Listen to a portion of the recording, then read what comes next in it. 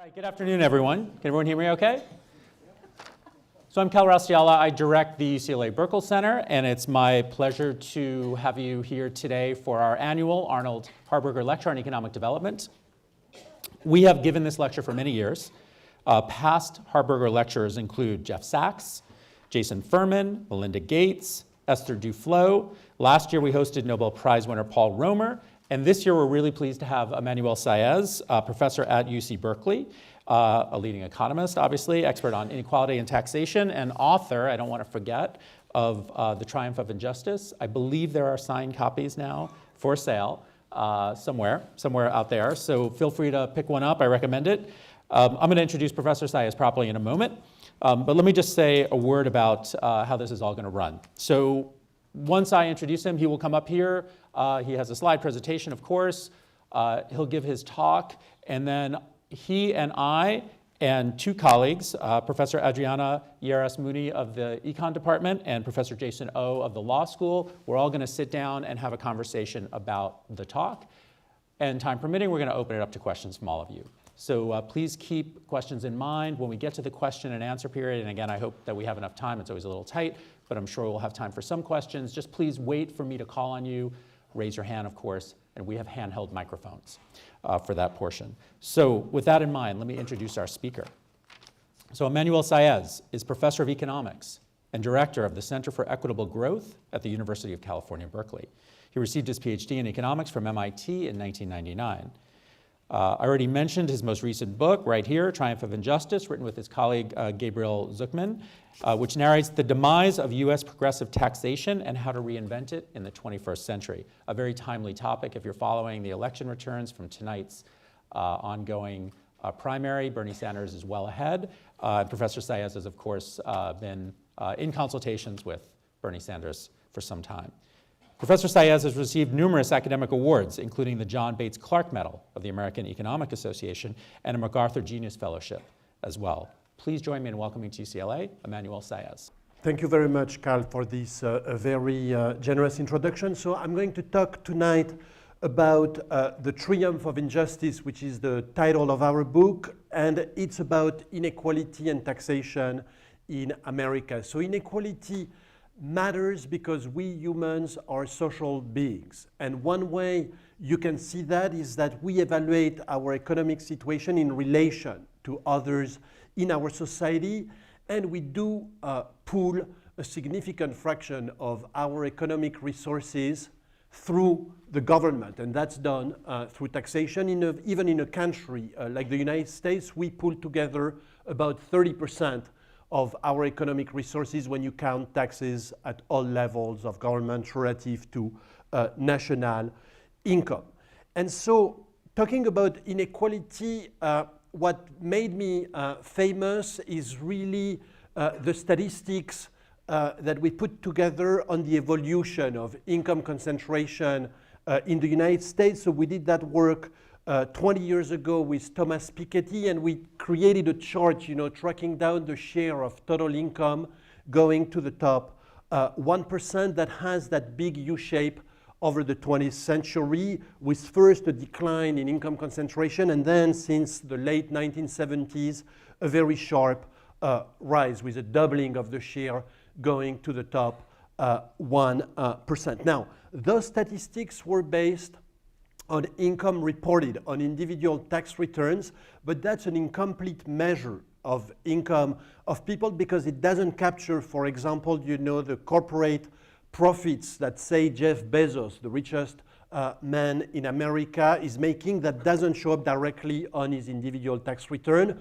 Lower down the distribution, the healthcare benefits that you get through the university if you work here also don't show up on the statistics. So much more recently, with Thomas Piketty and Gabriel Zucman, we created a distributional analysis of total national income that includes all sources of income, and we distributed that across the distribution. So for the top 1%, we found a picture quite similar actually to what was found just with the fiscal income, and certainly in the recent period you do see a sharp increase in the share going to the top 1% from about 11% to about 20% today. But the advantage of distributing all incomes across all income groups is that we could also look at other groups in the distribution, and in particular, the bottom. So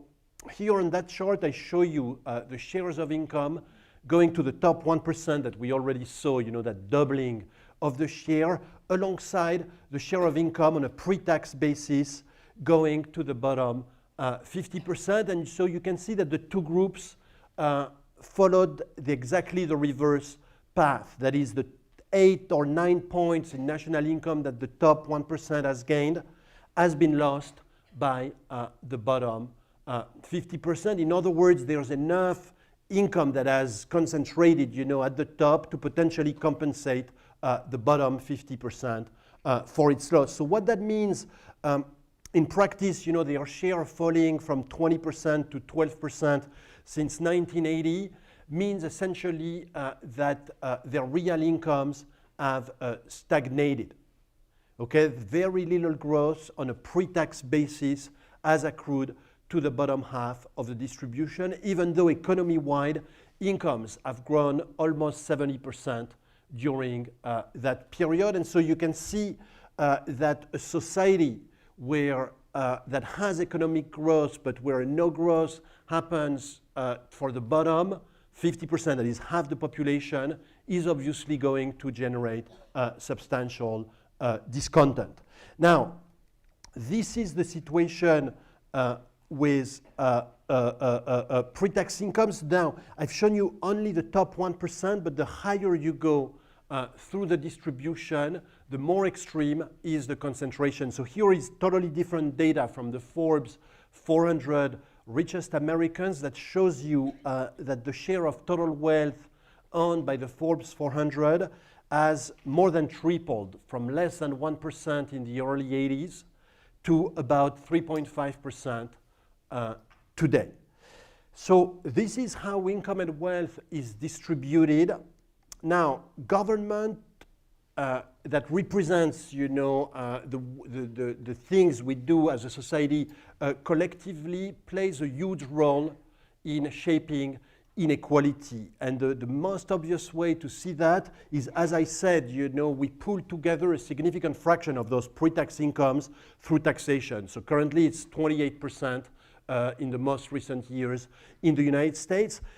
And it is very important to know how this tax burden is distributed across income groups, and that's what the book is about. The first contribution is describing, the progressivity of the tax system in its entirety and over a long period of time. Then we provide some elements to think through how we could restore tax progressivity in the modern world, that is, in our world with globalization.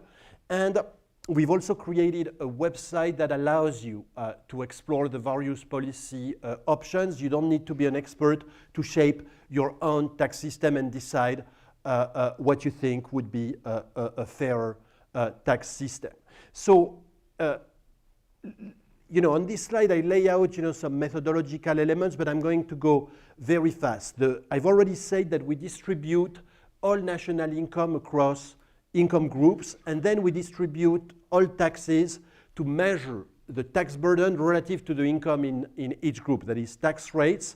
That national income includes all the income produced, by residents of the country, and we assign taxes by economic factors. That is, the taxes on labor, like payroll taxes, individual income taxes, fall on the corresponding workers. Consumption taxes fall on the corresponding consumers, and the capital taxes on the owners of these assets. Now,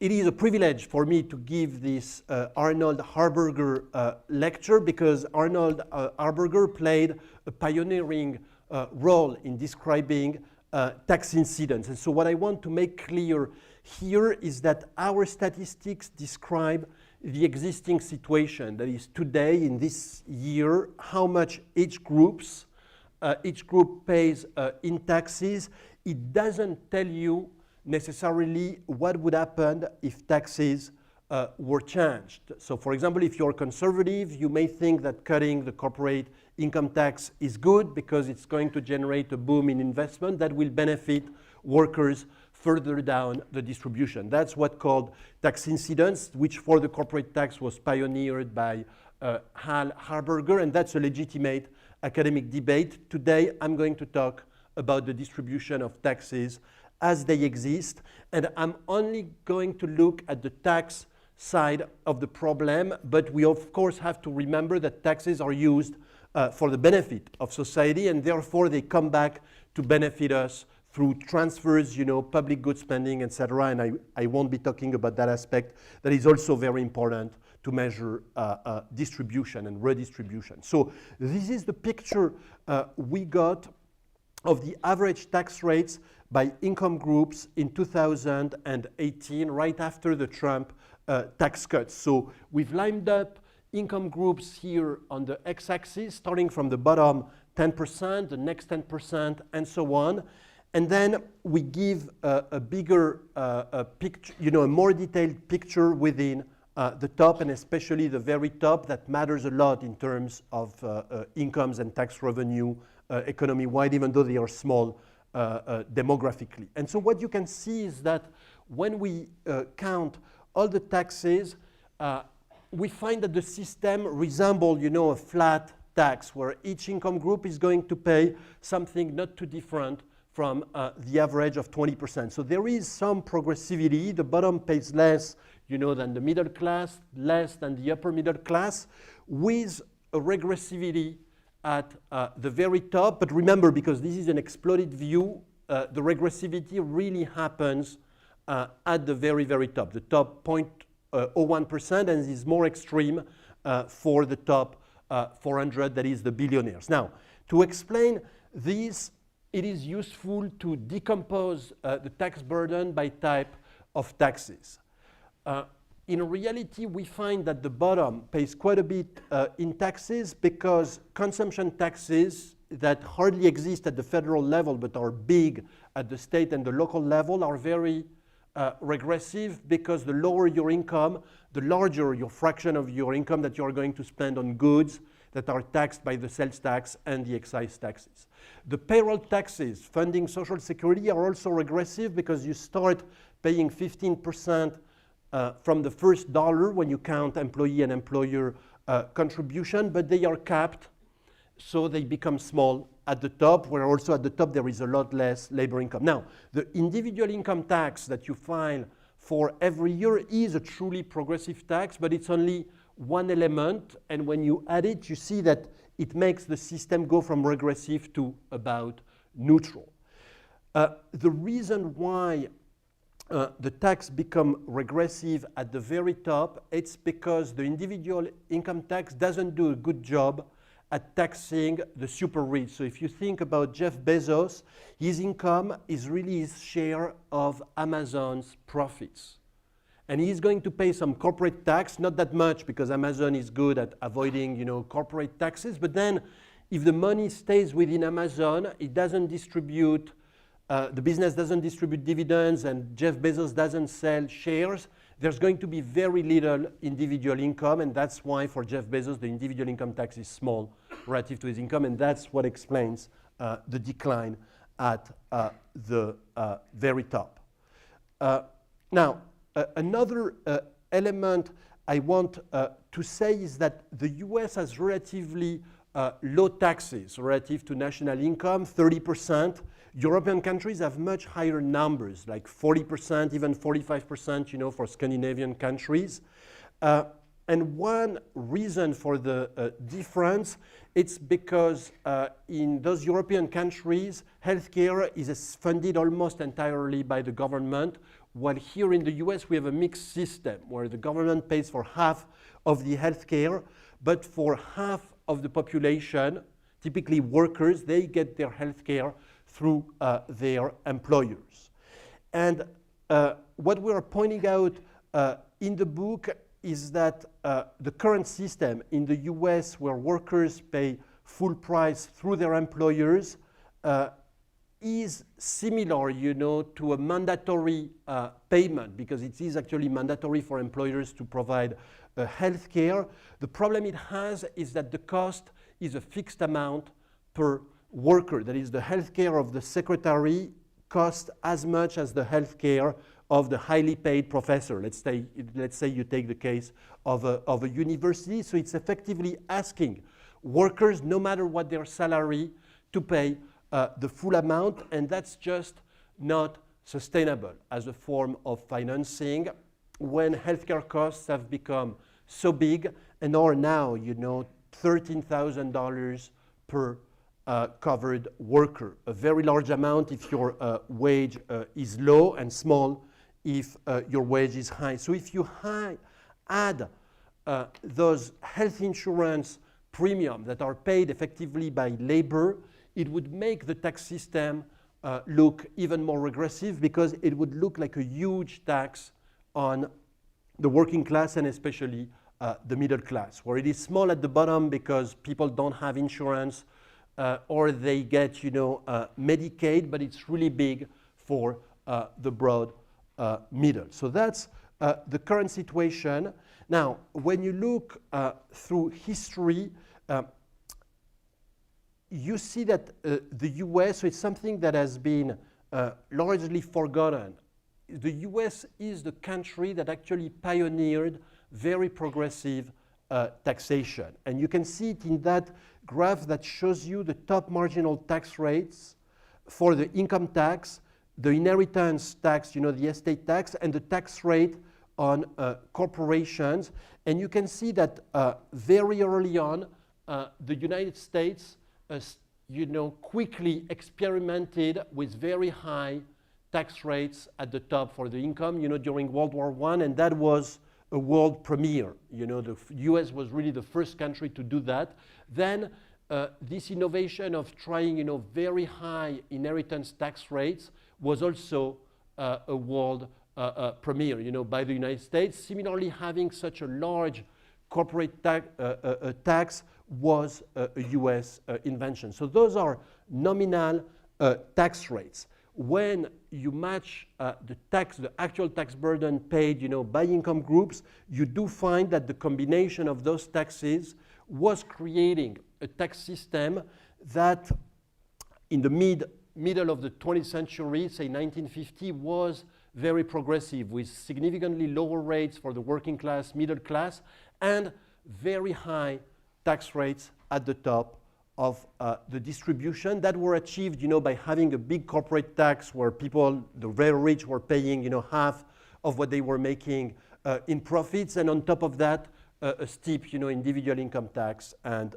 estate tax. And you can see the demise of progressive taxation through the decades in this chart, with the striking fact that in 2018, we've reached the point where the very wealthy now pay probably less than average, and that is driven, in large part, by the big corporate tax cut that cuts the tax that the rich have to pay at source, through the profits of their businesses. So the way we tell the story in our book is that evolution of eroding progressive taxes took the following form. It's not that politicians said, the rich are paying too much, they should pay less.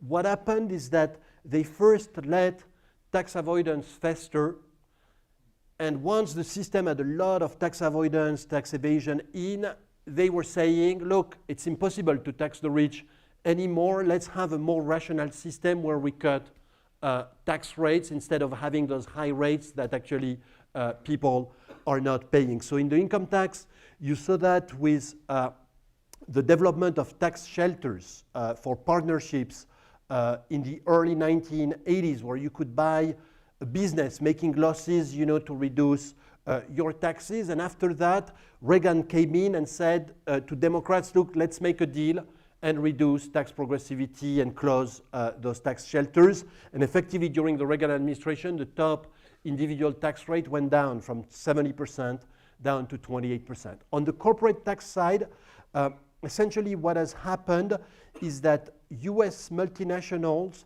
have been able to shift a growing fraction of their foreign profits to tax havens. You may have read in the press recently that Microsoft has most of its profits in Puerto Rico, Google in Bermuda.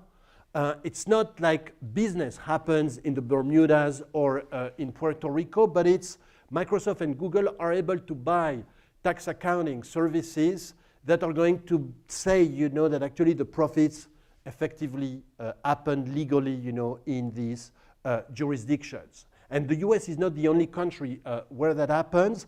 And seeing this, the response of countries in isolation was to say, look, we have to cut tax rates, our corporate tax rates, so that we can keep profits at home. And that's what happened with the Trump tax cut. Actually, the US was the last big country to significantly reduce its corporate tax rate. And that's a real risk in the sense that if you no longer have a corporate tax, the rich are going to be able to incorporate their economic activity and accumulate wealth in their corporation. So what we are saying is that state of affair is in the end a social choice and not a law of nature. That is, corporate taxes are failing, but that's because we let big corporations report profits in tax havens. There are other ways you could tax corporations. For example, if you were to tax US multinationals on their worldwide profits, you could solve the problem. That is, if they report profits in a jurisdiction where they don't pay any taxes, they would have to pay taxes to the US. Wealth taxes had existed in Europe and they largely failed and have been abandoned, but it's because they were poorly designed. They were easy to avoid and evade. The US could invent, modern wealth taxes that could work. For example, in the US, in Europe, it was very easy to avoid the wealth taxes by just moving to another European country. In the US, if you have a tax based on US citizenship, even if you move abroad as a billionaire, you would still be liable for the tax. So you can see that a tax doesn't succeed or fail in absolute terms. It's going to depend on design and context. Now, what I want to say, in this world of flat taxes, the wealth taxes are probably the most powerful tool to quickly restore tax progressivity. And here I've just shown you what happens when you add to the current system the Warren wealth tax as she initially proposed it, 2 cents above 50 million and then 3% on billionaires, and the Sanders wealth tax that has much more progressivity, from 5, it starts at 1%, 5% on billionaire and goes up to 8% on decabillionaires. And you can see, because it's a tax on the stock, measured relative to income, it has a huge impact on the tax burden relative to income. So that's one example. On our website, we use the tax simulator to approximate the various tax plans that the candidates are proposing. So this measures the tax system, including the healthcare insurance as a tax, because that's the way you can understand the need, or the virtue, the distributive virtue of having government financing. So in red, you have the existing tax system, what we call the Trump tax system here. In black, you had what existed under Obama. So you can see the Trump tax cut lowers taxes at the top, but it's not a very large amount relative to what the various candidates are currently proposing, regarding taxing the rich. So even a moderate candidate like Joe Biden would go, in light blue, substantially above what Obama is doing, because he wants to tax realized capital gains, at full rates. Buttigieg goes even beyond, because it extends payroll taxes to top incomes, both labor and capital. So that's an extra 12%. Warren and Sanders are even more extreme, because they have those very progressive wealth taxes for the very top, and that's why the tax rates shoot up very significantly at the top. The Medicare for All, here you can see what it does is that it lowers taxes for the broad middle class because the workers no longer have to pay, the healthcare insurance premium, so they get a big wage increase. Now they have to pay extra taxes to fund the thing, but it's made in a progressive way, and so in net, it alleviates the cost to the middle class. So just to say that what is very clear in this election cycle is that the range of options that you have really covers a span that we haven't seen in decades. The US system used to be very progressive, but not quite as progressive as Warren and Sanders propose to make it, knowing that there is, of course, a long distance from proposing something to seeing it enacted. Thank you very much. Okay, well, thank you very much. So maybe we could start off. Jason, do you want to kick us off? Either way. Sure, I'm happy to kick things off. I only have a few comments. I guess I'd like to start by saying, there seems to be some feedback. Just like to start by saying that part of the reason why these instruments are in the policy debate is thanks to Emmanuel and his collaborators. It's quite an amazing thing. And one of the things that I most admire about Emmanuel is how much time he's taken to educate people about these issues. And that's why events like this thrown by the Burkle Institute are so great. It gives us a chance to really talk to someone who's had a real policy influence. And we haven't seen a wealth tax yet, but maybe we will. So I had just three kind of big thoughts that I'd love your reactions to. So the first one is income inequality versus wealth inequality, right? And I guess I would frame the question two ways, which is one, in a world with perfect information where we both know income inequality and wealth inequality with precision, which of the two is the better input to policy decisions, right? And then I guess the follow-up question to that is in our current world of imperfect information, where we, despite your best efforts, know a little bit more about income inequality than wealth inequality, how do you think of those two as inputs into policy decisions? The second question relates to a thing you mentioned at the bottom of one of your slides, and I wanted to give you an opportunity to talk about it further, which is the idea that the fiscal system isn't just the tax system, right? I know this project is really focused on distribution of the tax, but we all know that the fiscal system has both a tax side and a spend side. And there's some like arbitrariness in general as to trying to figure out where the tax system ends and where the spending side begins. And in fact, there's some arbitrariness, I think, and this isn't a critique of your work, but just in general, theoretically, as to where the fiscal system ends, right? And I think two good examples of that in your work are this idea that healthcare costs should be included as a tax, right? And I'm quite sympathetic to a lot of the rationales you have for that, but I'd love your thoughts kind of fleshed out on that inclusion. And then I think in your work you exclude the EITC as a spending program. Will you define that, Jason? Excuse me? Earned income tax credit. Oh yeah, sorry. Earned income tax credit is pretty much how we do federal welfare now. It provides wage support for people of low income. It primarily helps those with children. But it's the major federal cash benefit that we use to support low income families. And so that's actually run through the tax system, right? It's part of your 1040 if you are claiming the EITC. But I think it comes out of your charts with respect to tax and spend. So just the idea of like, where does the tax system end, I guess is the big question. And then the last question I can't help because I'm a law professor to ask. There is this pesky constitutional requirement for apportionment of direct taxes. No one knows what that means, right? There are some cases from decades and decades and decades ago talking about the constitutionality of wealth taxes. But they really only apply to real property taxes. And so there's some, I'll call constitutional ambiguity about the constitutionality of an annual wealth tax. And I was wondering if that constitutional uncertainty makes you, how that makes you think about the annual wealth tax versus other ways to tax capital. Like, I know Buttigieg, I think, has talked at least about a mark-to-market system or something else. But that's a lot. Yeah. That's good. Sorry, I thought it wasn't going to be much, and then it just... If I could just point out something that came up earlier in discussion, which I thought was a really interesting point, was that, and you kind of alluded to this, that we have a kind of wealth tax already. It's called a property tax.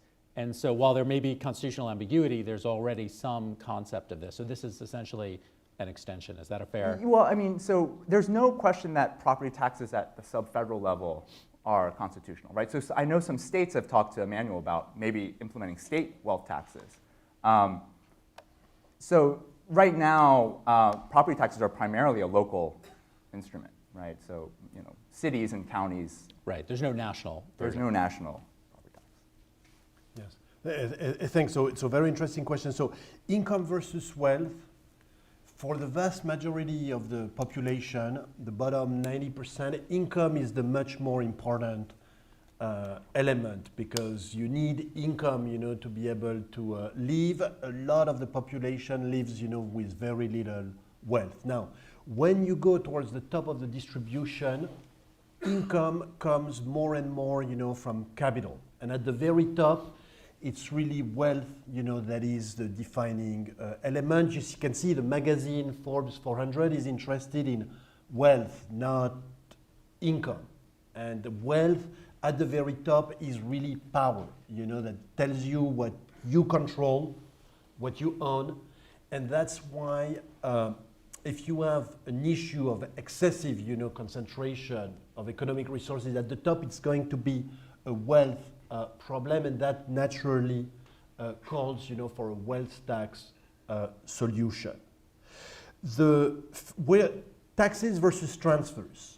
It is absolutely true that there are two sides, you know, to what governments do. They take in the form of taxes to spend in the form of transfers, and our demarcation, what is a tax, what is a transfer, is very simple. A tax is something individuals and businesses pay to the government. A transfer is something going in the other direction. That's the usual definition. Now, it's true that for economists, if you take what we call a budget set, taxes and transfers, you know, are not well defined. You know, one is a negative number and the other one is a positive number, but I would say that's a limitation of our model, because in the real world, it means something very different to actually, you know, pay a positive amount to the government versus receive something. You should study both sides.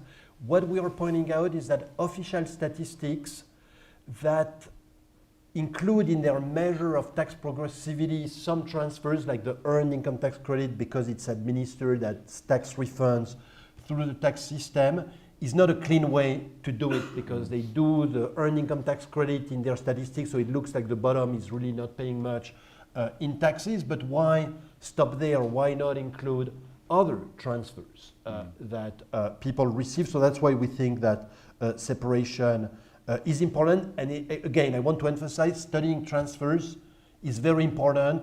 Lots of us economists, you know, do study them as well. In our book, we talk about taxes.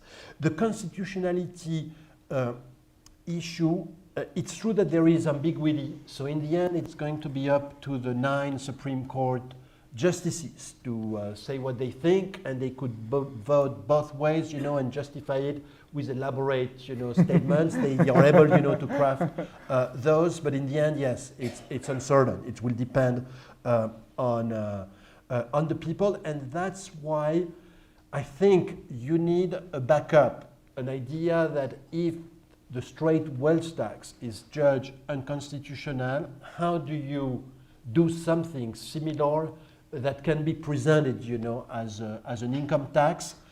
But I think it's too early to worry about it, and certainly you shouldn't emphasize that in the public debate, because I think the key virtue of the wealth tax, the reason why the Warren campaign initially got so much wind, was that here was a policy proposal that everybody could understand. You're going to pay a tax if you have a wealth more than 50 million, you know, of 2%. It's very clear. As soon as we start talking about existing options, like Hillary Clinton, you know, was proposing in the previous campaign, removing the loophole of the step up of basis at death for realized capital gains, you've lost 80% of the public. It doesn't mean anything. And again, if we think, what's important is taxes, are what people pay, how we put our resources together, how we do it. It needs to be intelligible. So that's why the wealth tax, even though there is this constitutionality asterisk, has enormous virtue, for clarifying the debate. And by the way, the implementation, we're thinking about it, and actually there will be a conference right here at UCLA, mid-March, where we are going to start planning, look, if this happens, how do we do it in practice? And we'll have the law school scholars, the economists right here starting to, even before, we know whether it has any chance. We want to be ready. We need to be ready. But that's for the experts. The public doesn't need to know all those details. Can I ask for both of you, the estate tax is something you mentioned, we talked about. I know it's it's had different roles over time in our U.S. system. How does it fit into this question about whether wealth taxes of some form are either constitutional, politically feasible? On the politically feasible side, it seems like it's interesting to me that people seem receptive to a wealth tax right now, but yet the estate tax, which the Republican Party has very cleverly rebranded as a death tax, does not have a lot of support and has seen a big decline. But to the constitutionality as well, does that tell us anything? How does that work? Oh, yeah. There's no question that the estate tax is constitutional. There's some lessons to be learned. So one of the interesting things about the estate tax is, given how much political air it takes up, how few people pay it, right, and how little revenue it raises. So to give you a sense, at the federal level, the estate tax each year raises less than 1% of revenue.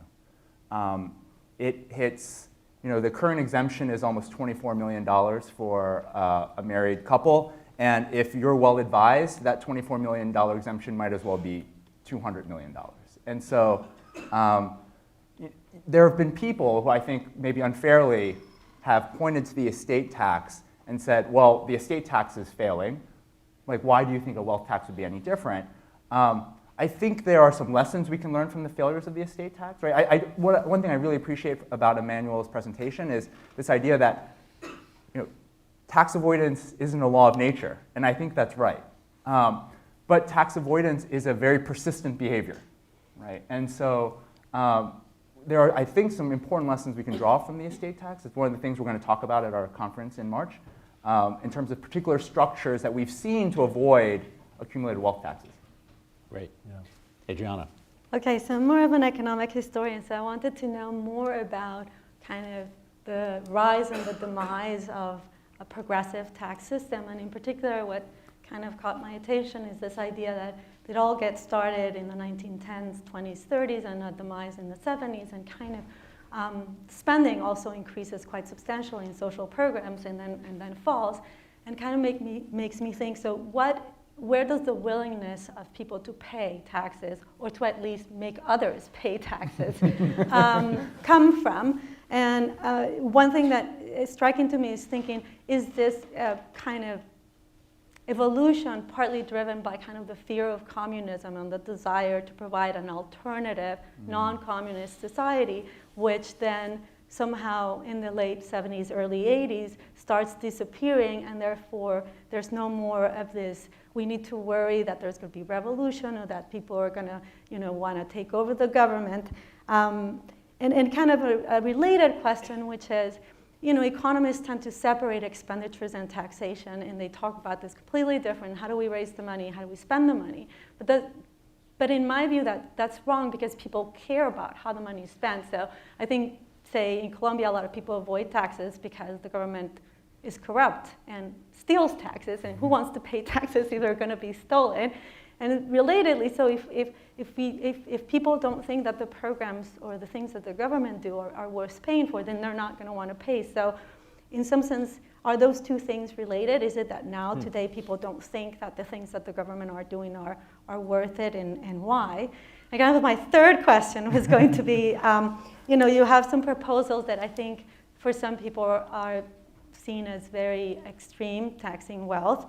So I'm going to ask you about two more minor proposals that I thought were interesting in your book. So you mentioned in your book that originally the taxes that people paid, particularly millionaire, were to be posted. And I think I was wondering whether that it eventually became illegal, and I was thinking it would be kind of interesting if that was the case again. I think a lot of people would feel rather bad about saying that they actually pay zero taxes in the United States. So I wonder if we can shame people into participating into the system. And similarly, there's a bit of a tension today about these proposals about taxing wealth and inequality, yet in a context where the standard economic indexes show that the economy is doing really well. And then, of course, the question is doing really well for whom?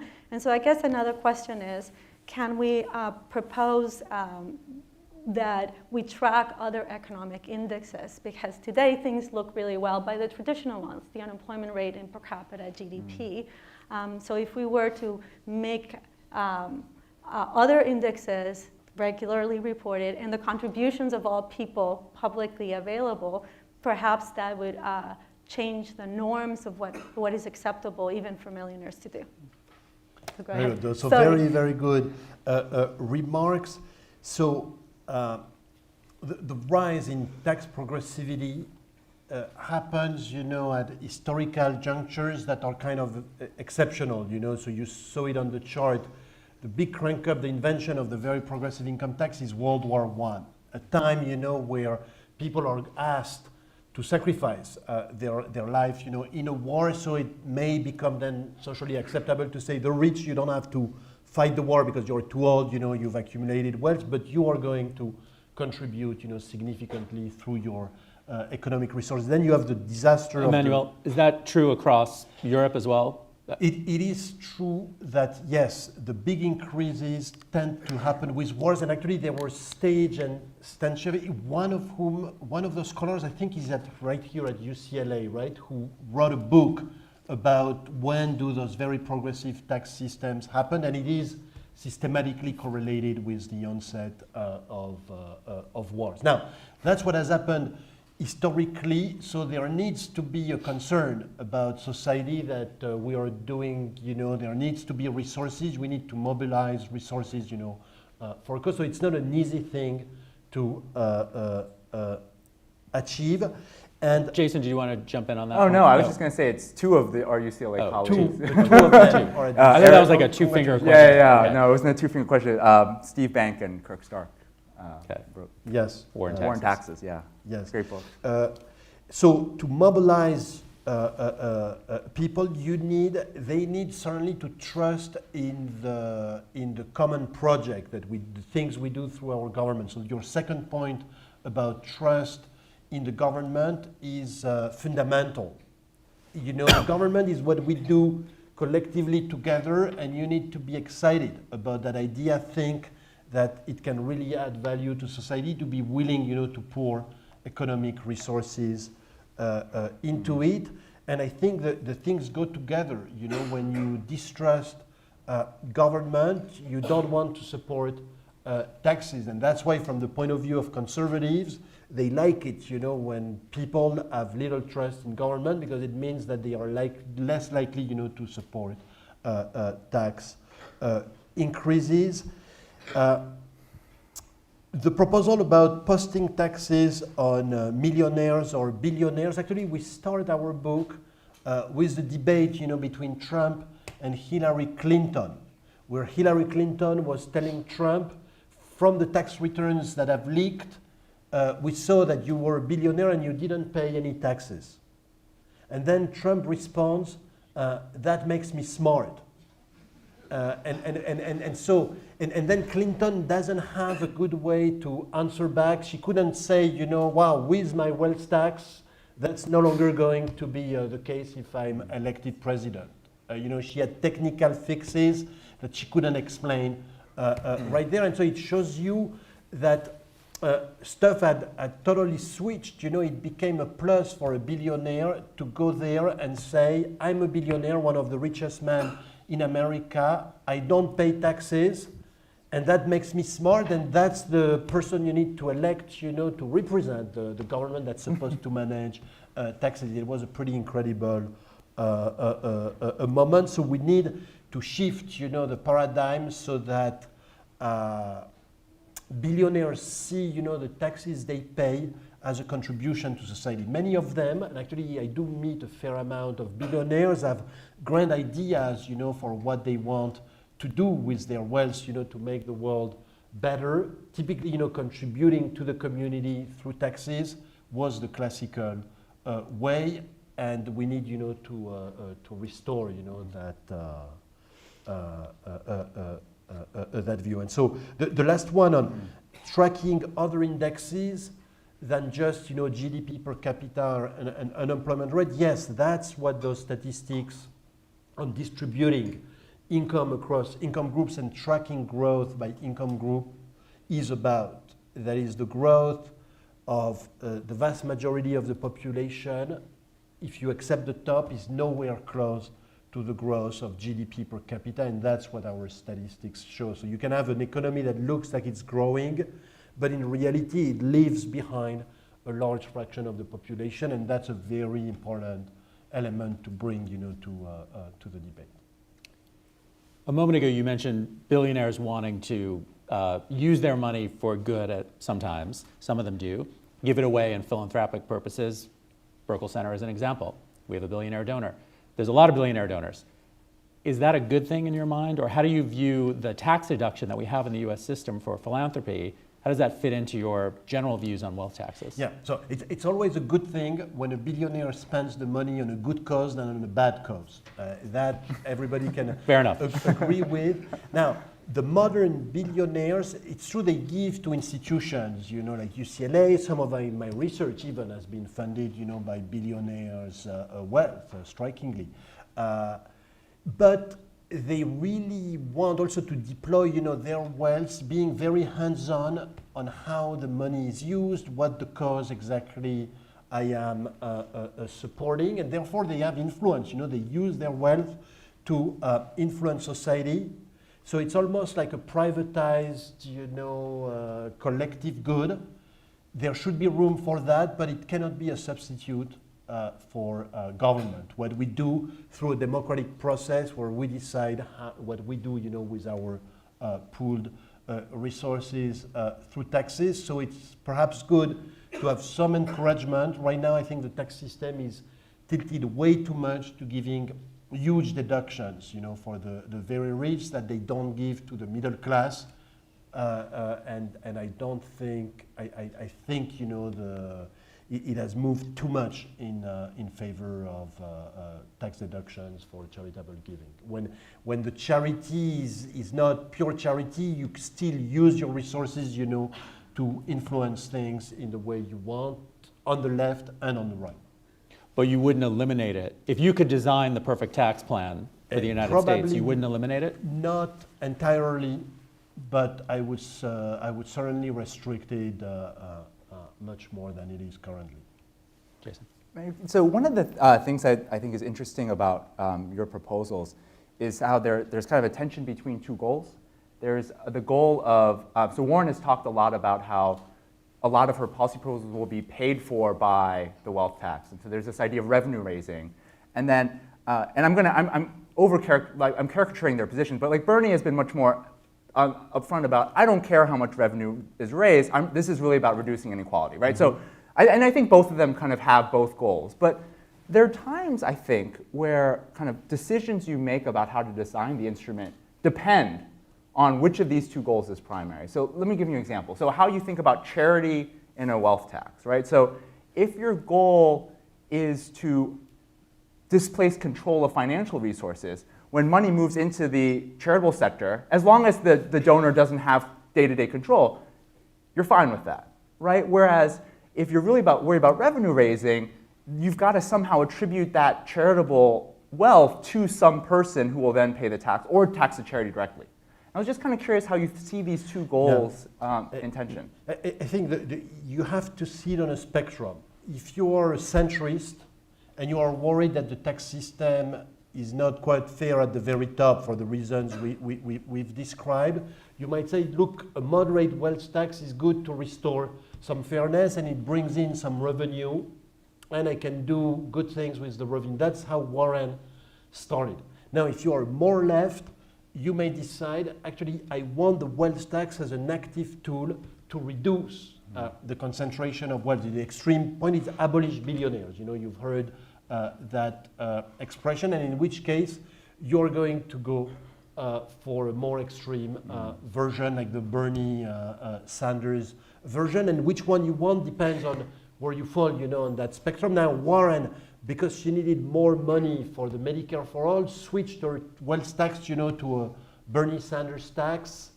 And the problem is that perhaps it was more like a technical fix to get revenue rather than a change in the philosophy, and that's why suddenly, you know, it didn't necessarily fit as well into her initial narrative. While Bernie was clearer from the beginning, the tax is there really to change, you know, the concentration of wealth in the country. Emmanuel, do you have a view on whether the concern with revenue raising, one of the things I'm struck by just looking at politics over the last few decades is at times in this country we seem focused on debt and deficit, and at other times, like right now, we don't seem to care at all. And you know, whether you believe in modern monetary theory or whether you think deficits matter, it's sort of a bipartisan thing at times. It seems that people say it doesn't matter, and voters don't seem to care at all. So how does that relate to this concern with revenue? So I can imagine in a world where we really are worried about deficits, we'd really be focused on revenue raising, but we don't seem to be in that world. So then the Bernie approach that you described seems more attractive because we don't care about revenue. Is there a connection there? Yeah, it is true that the way, you know, the more radical candidates, Sanders and Warren, have approached, you know, taxing the rich goes beyond, you know, just revenue raising. They are thinking about it as a social engineering tool, you know, to reduce income and wealth concentration. And, you know, what we see with deficits, you know, certainly in the short run, nothing bad seems to happen, you know, if you run a large deficit and you can pay, you know, very low interest rate on your government bonds. And we have a debt of 80%, perhaps we could keep going for quite a few years, you know, like this. And if you want to start a big new spending program like Medicare for All, that looks very attractive to ease, you know, the transition into that. Now, the candidates, I was surprised that actually Bernie Sanders, we talk about modern monetary policy, but at least when we were talking to their advisors, that's not the view they were taking. They were really anxious, and the Warren campaign, you know, even more so, to find tax revenue so that they could say, we are financing it. And somehow they hadn't caught up to the fact that, you know, deficits don't seem to matter anymore. And, you know, in the long run, the deficit is not, we cannot, you know, consume more than what we produce. You know, there needs to be an equality. So debt is a way of saying, you know, we get indebted, you know, but then people will have a claim, you know, on future income streams. So while interest rates are low, that looks like an attractive deal. If interests become really high and then the government has to pay a lot from the tax revenue to bondholders who are wealthy, it will generate tensions. But I don't know how those tensions are going to end up. You know, will they expropriate the bondholders? Will they do inflation? It's very uncertain. With the tax, you know what you're getting because you know who is paying them right now. Great. Okay, before we open it up, last comments from either panelist? Questions? Yes. No? I think I have one last thing to say, and it's just, I know Emmanuel knows this. The polling on the wealth tax is incredibly popular. Yes. Even among Republican identifying voters, it's above, I think it's plurality of even Republican identified voters are in favor of a wealth tax. And it's like 75 or 80% of Democrat identifying voters. And so I was surprised to see that when the polling first came out, but it's been pretty consistent through the campaign, just how much popular support there is. And I like this idea of, you know, it's easy to understand, right? So, you know, Warren's always out there talking about 2 cents. Right. Yeah. I totally agree. That's why I asked about estate tax, because I support both of them at a high level, but I'm surprised that, why does this seem as so different? I don't totally understand. Somehow it was branded in a different way, or it's a different time or something.